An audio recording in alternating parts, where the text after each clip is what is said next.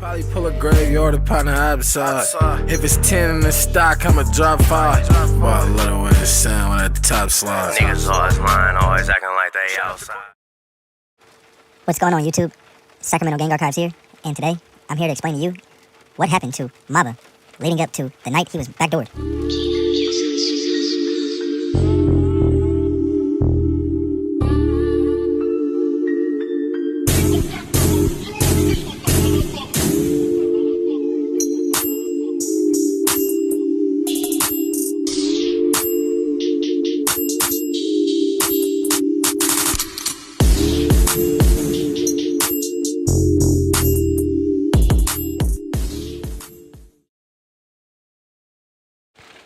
Now, I'd like to think that I am good as fuck at what I do, because some time ago, maybe my second channel that I lost, I explained in a video that I feel like Mava knew something was up, guys, and at that time, I was completely clueless.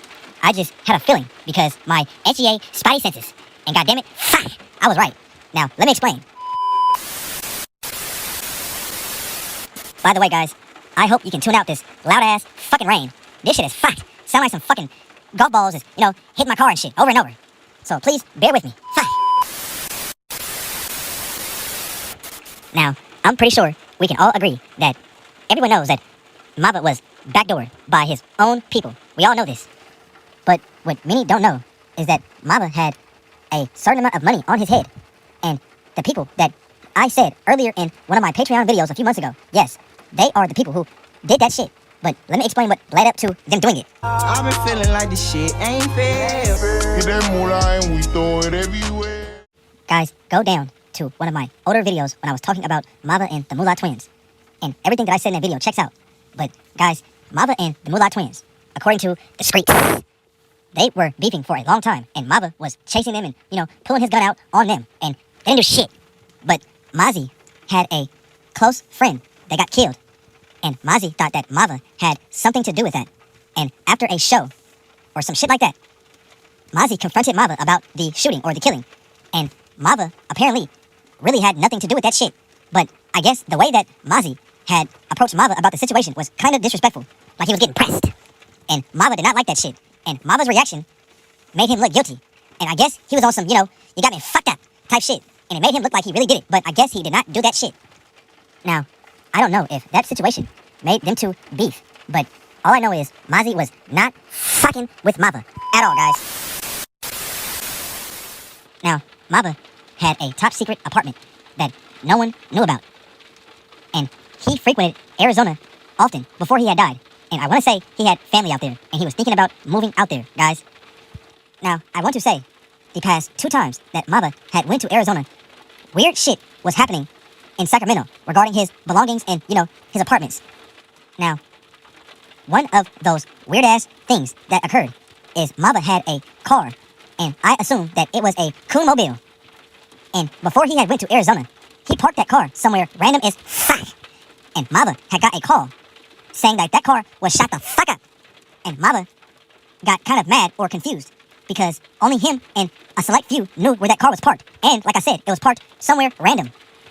Now, the people who gave him that call were his little homies. And I would assume that car was used for robberies and, murders and shit like that. But Mava instructed them to go ahead and get another car that Mava arranged. But guys, when they had used that car to go do what they were supposed to do, his little homies got robbed that same day. Now, like I said in the original Mava video, guys, Mava was nowhere near stupid as far as the streets. He was the polar opposite. And he knew for a fact that that was too weird and things was getting too weird, guys. And that is when he made his decision to want to move to Arizona, completely. Now, remember when the rumors were saying that someone was calling him and trying to get him to come to K-Squeeze's party, guys? I clarified what the fuck was going on with that call. Now, someone called his phone and said, "Hey, are you still performing at K-Squeeze's party?" And he said, "What the fuck? I never was." And someone said, "Well, you should perform." And he said, "No, I don't even have any shoes." They called back and said, "We have some shoes for you. Just come to the party." Now, Mava was driven to the party by some fat girl named Amanda. And when he got to the party, 3G, Lee's, and iBoy came outside and met Mava at the car. And Mava asked who was in there. But they knew that the Moolah twins were in the party, allegedly. But they did not tell Mava. And In my opinion, if Mava knew that they were in there, he would have got his gun, but Mava had no gun.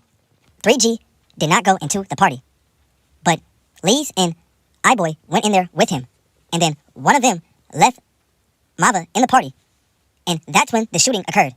Mava got hit one time in the back of the head, and then fell backwards and got shot 4 more times. And I don't know if it was the face or the chest, but I was told he got did fucking dirty, guys. Now, 3G skipped town immediately, and when he came back, he was apprehended by the law and questioned and let go. Now, we all know that he did not do that shit, but I find that fishy is that he left town when he had nothing to do with that shit, guys. Now, I don't know if iBoy is the one who left him in that party, but when I asked him randomly, why did he leave Mava, him and his reinforced steel forehead started acting real strange. Now, I am not suggesting that either of the three had anything to do with him dying. All I know is that Mozzy had put some money on his head, and the Mullah twins took that shit.